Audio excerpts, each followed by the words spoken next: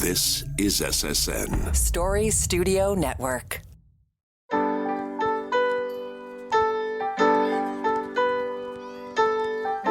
Hi, my name is Pamela Fuselli, and I'm the host of Popping the Bubble Wrap.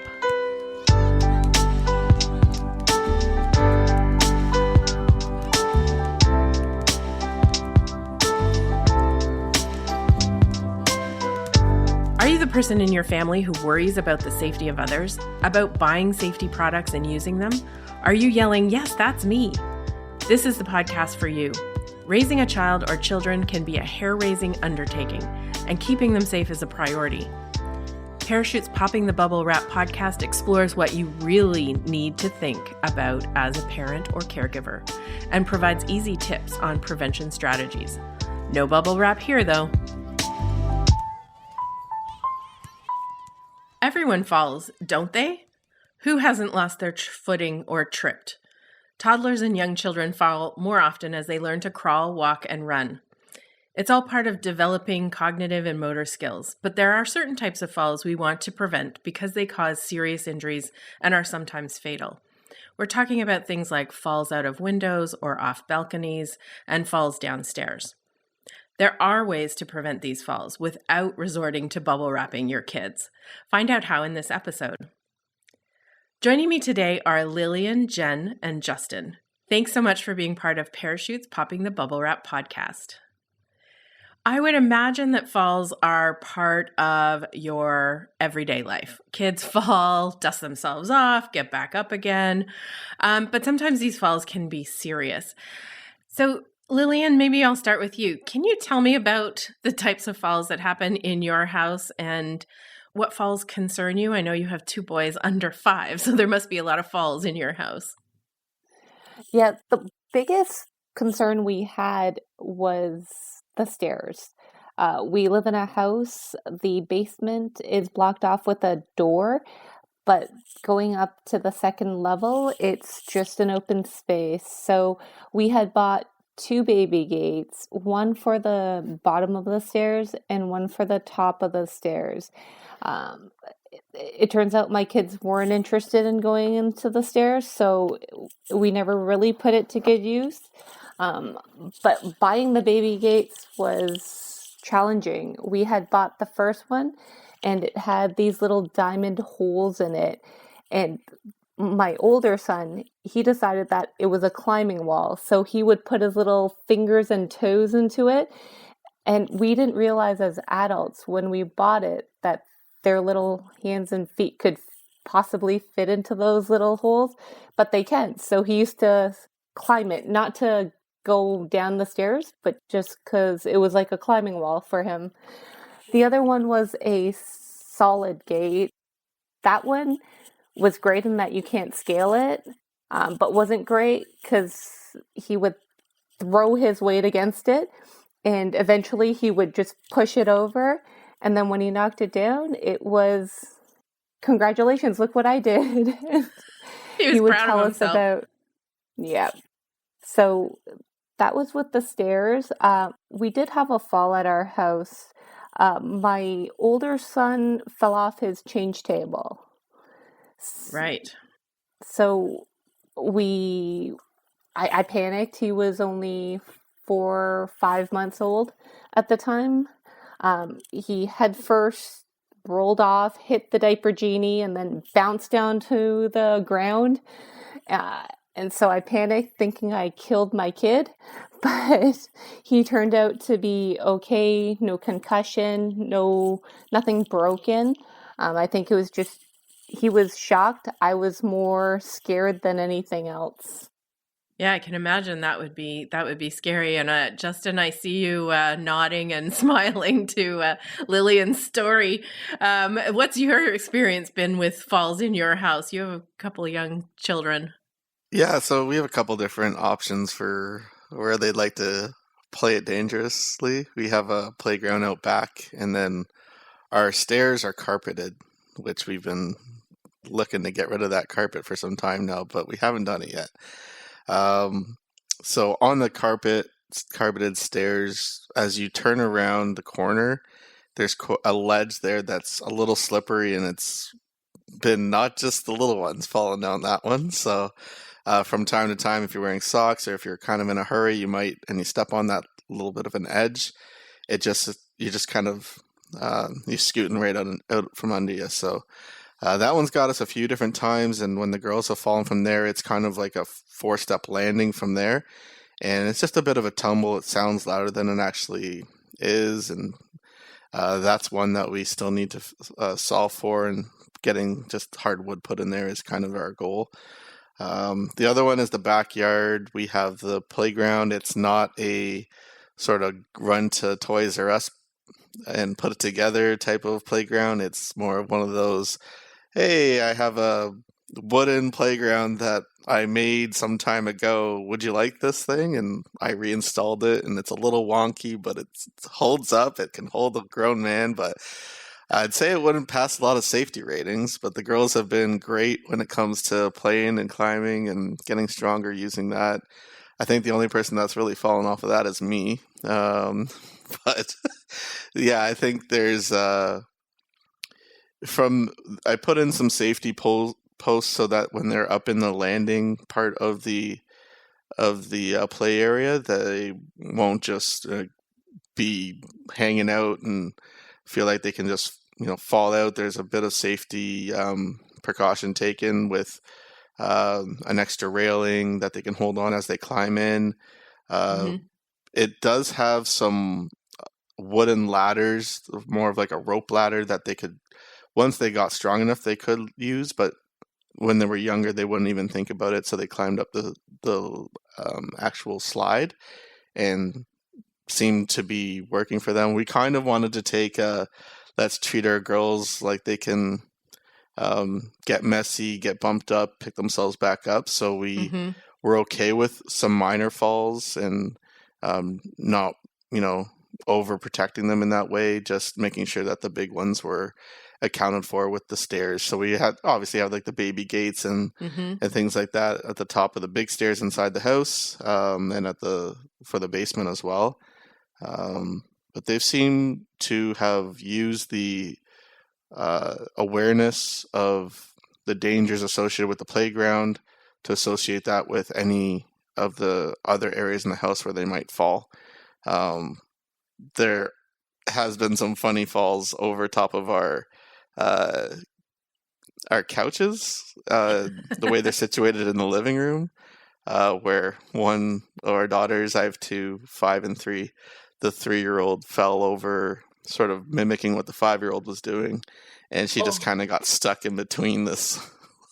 See, that the toys me. And in between the toys and the with her feet up, still hanging kind of up on the side of the couch. So that was really the scary one, where it's that scares me a lot, because I did exactly that when I was actually my daughter's age. I was about 2 and a bit, and I was out of a bath, soaking wet, naked, ran onto the couch, and I hydroplaned off the top of it. Yeah. And I went over the side, and I came up, and my arm was bent all the way in the middle. I had a pretty nasty green stick, or the fracture that needed reset. And so couch safety, especially, there's something about furniture and playing on furniture that's always been a huge fear of mine, because I don't, as a parent, want my kid obviously to break an arm, but I also have been a kid with a broken arm, and it definitely ruins a summer.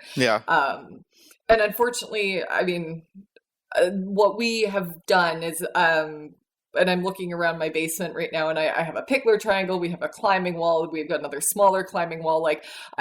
Our philosophy has really been that we think it's important for her to have that spatial awareness. And so we actually tried to incorporate as much safe danger into her play space as possible, so she could, practice the climbing and practice falling, which sounds ridiculous, but it, I think it's a life skill that I'm hoping she carries forward, as she continues to grow and thrive. Yeah.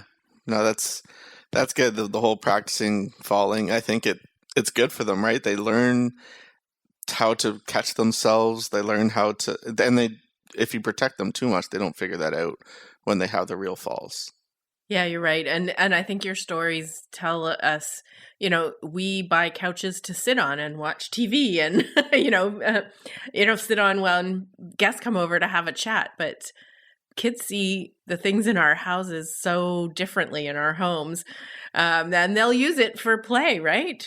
I just brought up home in batches because we bought them a bunk bed, and I just left it in the hallway to come to work. And my wife sends me a video of them just launching themselves off this mattress in the hallway right now. They just see things different. Yeah, they do. That's fantastic. Jenn, you talked about, that safe danger, which might be, counterintuitive to some parents.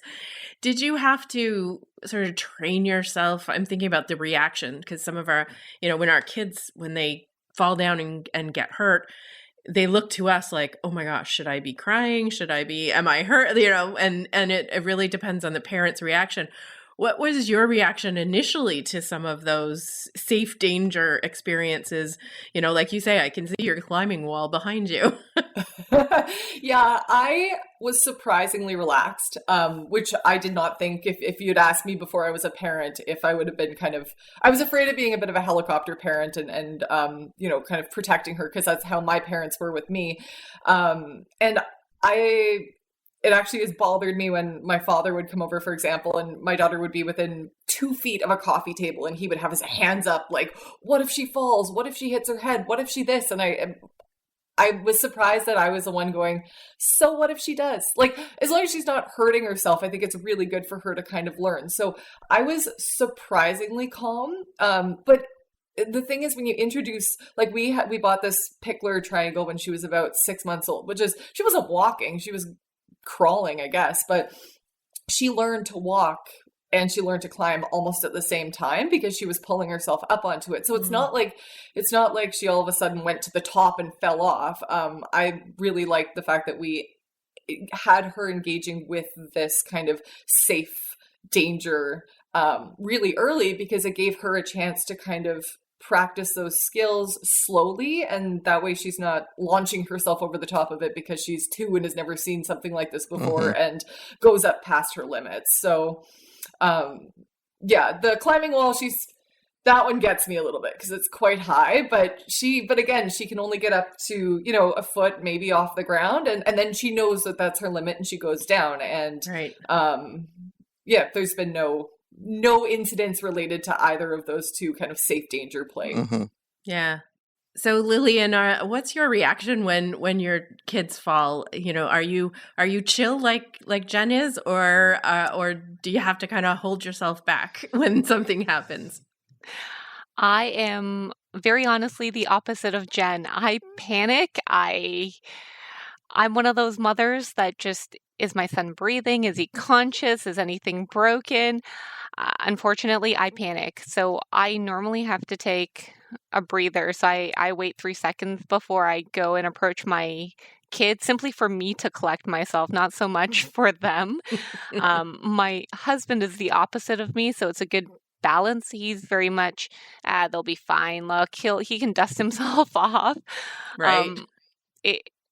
I didn't have this as much with my older son because he was a rule follower and he would listen. He understood what no meant. He understood what was acceptable, what wasn't. Whereas my younger son takes everything as under consideration and as a suggestion. He does not care for rules. So he'll climb and scale whatever is within reach. Most recently, he started climbing out of bed. He takes his crib, it's the lowest setting. We had to actually turn his crib around so that the higher part is on the outside and the lower part is right against the wall.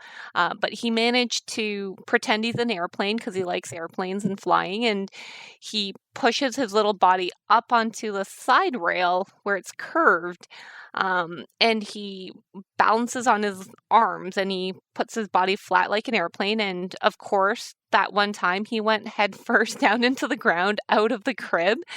And my husband had to deal with it because I was ready to run up and pick him up and inspect him for bruises and cuts and such. And he was fine. It's hardwood floor upstairs, so like Justin's example, the sound is much worse than the injury. But it's that initial panic reaction of my kid's just flown out head first into the ground. Yeah, literally flown out of the crib. Justin, what's your reaction when a fall happens in your house? I listen. I know their sounds now, so because they have so many different opportunities to fall, and for me to have worked on this, I now know when it's a big fall and when it's sort of them playing it up a bit and just kind of looking for attention. Maybe not attention. I think they're like actually maybe feeling something, but I know what their cry is when it's like a seriously, this is a new pain cry. And then I pay a lot of attention to where that fall happens. So if it's in a new environment that they're not used to, I will be quicker in my response time to getting to them. Whereas if it's something that I think they do all the time, or something that's, I think they're just kind of coming to bearings with themselves, I give them a chance to find themselves, calm themselves down as best as possible, and then I'll stroll over and see how they're doing and have them sort of do a 3-point test and, where's the pain? Can you touch the pain? How's that feel? Can you rub it? All right, stand up. I think when I was a very, very young parent, I used to just run over and grab them, and I learned really quickly that it's important for you to understand that even you just grabbing them could cause more harm. So just having a sense to assess is important. And now I assess through the sounds they make immediately. So yeah, that's been helpful. Yeah, looking at your reaction too, I think informs what they think their reaction should be. Big time. They look at you and they're just like, should I be like panicking right now, or am I good? Am I good? Yeah, in most cases, they're good, and we've been blessed that no serious falls have happened so far. But it's scary, and once you get in better awareness of what those sounds are within your home, I think that changes things. Right now, our biggest concern now is we just got that bunk bed, as I mentioned. Right. So there's a whole new, I guess, buffer zone of where these falls going to come from, and how are they going to adjust to that height? So yeah, and sounds that you might hear for sure. Yeah, that's going to maybe cause me to hop out of bed a little faster this time. Well, thanks so much, all three of you. This has been really interesting. I know parents listening will have very similar situations in their home and relate to what you've shared with us around falls and how you've dealt with them, how you've encouraged your kids to still be active and engage in activity, but really being aware of what can cause serious injuries. So thanks for joining us today on the podcast. Thank you for having us. Yeah, thanks for having us. Thank you. November is Fall Prevention Month. Find key tips to prevent children's falls at parachute.ca/childfalls. That's parachute.ca/childfalls. It's time to open your parachute. Sandra Newton is the manager of Child Safety Link in Halifax that's committed to reducing the rate and severity of unintentional injuries to children and youth in the Maritimes and in the Atlantic when appropriate. Welcome, Sandra, and thanks for joining me on Popping the Bubble Wrap podcast. Hello, Pam, and thanks for having me. I'm sure what we heard our parents discussing is not new for you. What stood out for you when we were talking about some of their experiences in their children falling or the prevention steps that they took? Yeah, it is always interesting to hear what parents and caregivers do to help prevent those serious falls in the home. And so it was really interesting to hear about the safe risks that they were trying to do within their home, including supporting their child to learn in a safe environment. I think there was someone who was mentioning the safe environment and having them learn around their height limits and that sort of thing.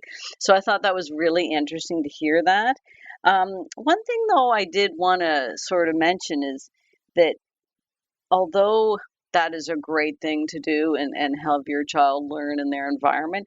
It goes back to children when they're quite young, is that they really rely on you for safety, for them to be safe. And so they may not quite understand the consequences of what they're doing. So I think it's really great to give them a safe environment. Obviously, you want them in a safe environment, but not to sort of forget that you were there to protect them. So as someone else mentioned, they use different things in their home in different ways, not as intended. And so, just to keep aware. I often think back of dresser drawers. Children use them as stairs, and those could fall on you. So that's okay if you're in a safe environment, but you need to secure that piece of equipment. So I think I just wanted to bring that up about the importance of still understanding that your child may not totally comprehend the consequences of their actions.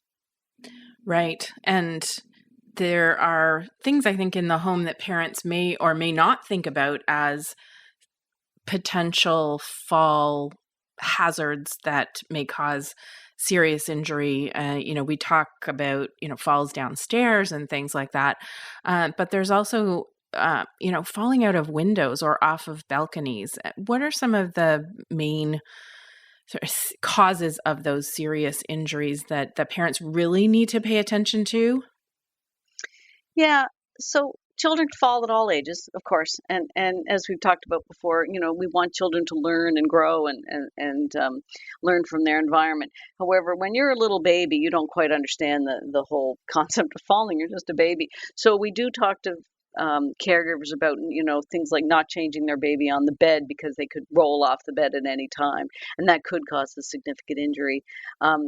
They might say, oh, that's the first time they ever rolled, but there's always going to be a first time, and so it's unexpected. And so, you really, we recommend that you change them on the floor. And in my own personal experience, I had twins, and so it was always very challenging. And I know I always mentioned to my husband, don't change the children on the bed. And one day he did. And later on, he said, yeah, they almost fell off. I couldn't believe it. And I thought, yeah, that's why I told you not to change them on the bed. And so I guess he just hadn't thought of that. He just realized, oh, that's overreacting. But no, it actually is, it can be significant. And as they get older, obviously the falls down the stairs is really important. But as we mentioned, climbing and exploring, so falls out of windows can be very serious. Obviously, especially if you're in an apartment complex or a bigger complex. And so we often talk to parents about screens in the windows. Often it's thought that, oh, they'll protect my child. My child won't push through those screens. But as you know, they can very easily push those screens out. And then we've heard of tragic circumstances where a child has been significantly injured from falling from a major height. Yeah, I think people don't realize that the screen is just meant to keep the bugs out of the house and not keep people from falling out of the actual window. Yeah, and you often hear caregivers say, oh, I never thought of that. And that's something at Child Safety Link, in a way, we just don't want to hear that, to say, we want parents to understand all of these situations. So there's never that looking back with regret, thinking, oh, I just didn't know. So we do try and provide those, somewhat, they're significant tips that are very important. So the falling out the window. So if your child's playing on the sofa, if you've got a sharp coffee table and they're quite young learning to walk, they could really hurt themselves walking into or falling into, either from a height or from the floor, right into that coffee table. So we often talk about, when they're in that toddling stage, to remove your coffee table. We did that. We just got rid of the coffee table because it was just, as they say, an accident waiting to happen. So we're like, we didn't want that to happen.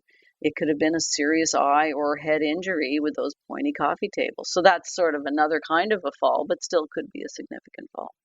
Yeah, one of the challenges may be for families who rent or might not be able to attach baby gates to their walls because they are renting, or even those who are struggling to make ends meet to afford to buy safety devices like window guards and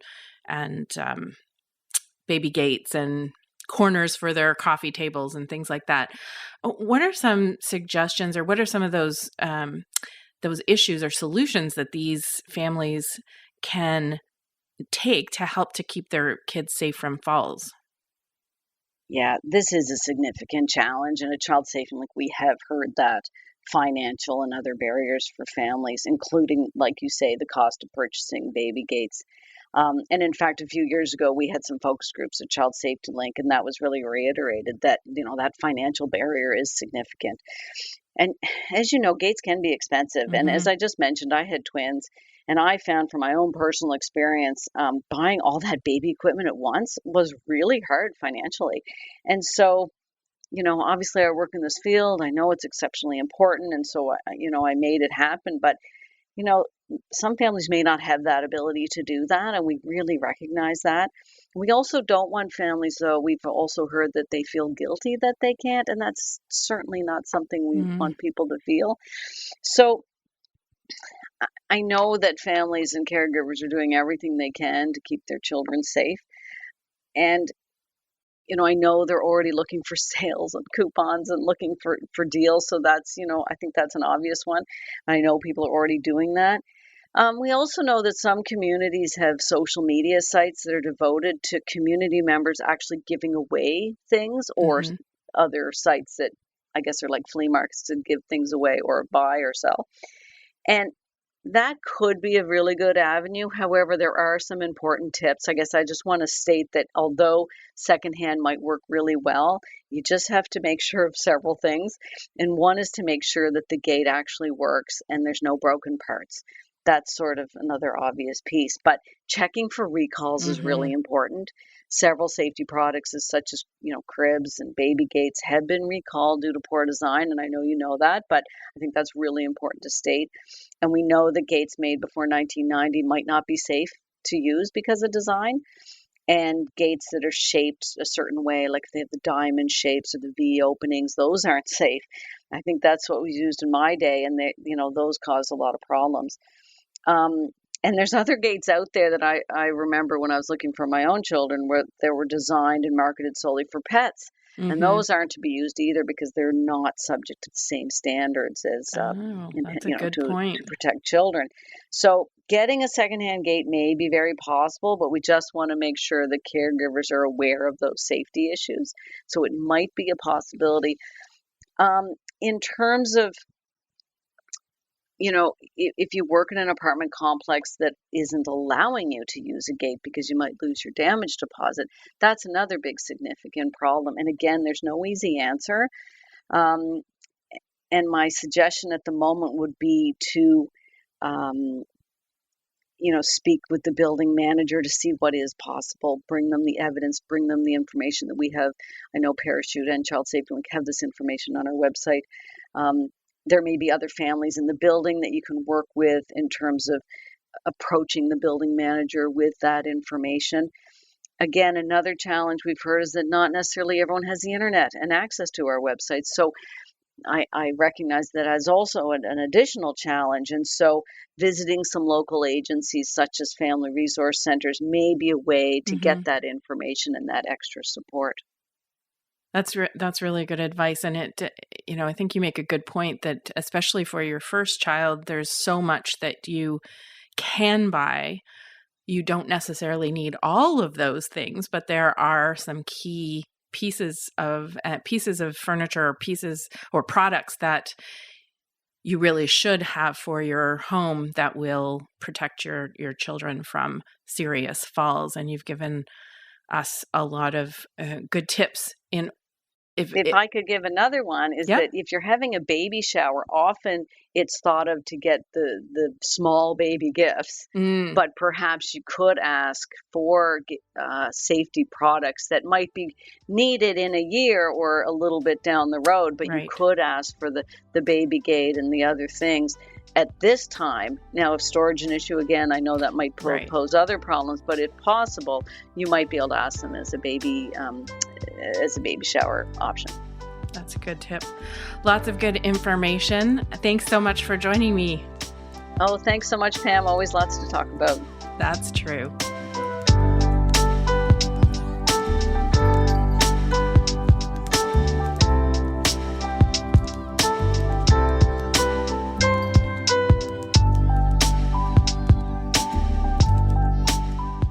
so much for listening to this episode.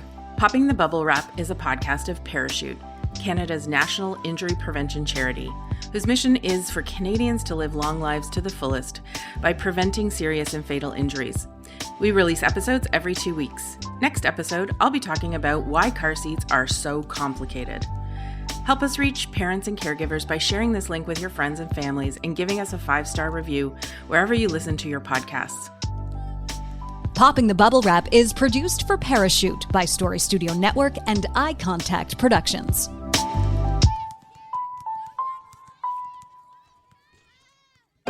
This is Story Studio Network.